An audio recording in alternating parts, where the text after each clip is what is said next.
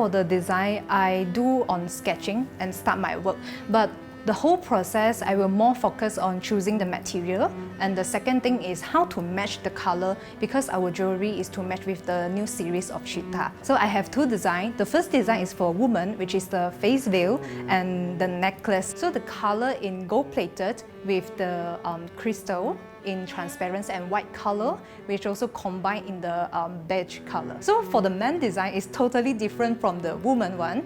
I use the color is combinations of black and coal colors, so you can see the different feelings. So for man designs, it's a bit hip and stylish. For woman designs, it's a bit more classic and gorgeous.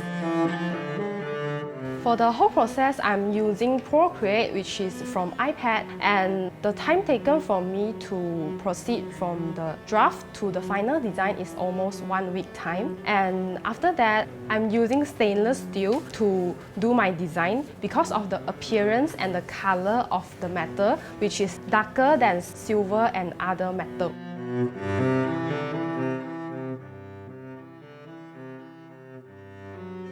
Google online some paisley prints and I drew up some paisley print designs for my earring. The material I use is brass, but it will be plated in silver.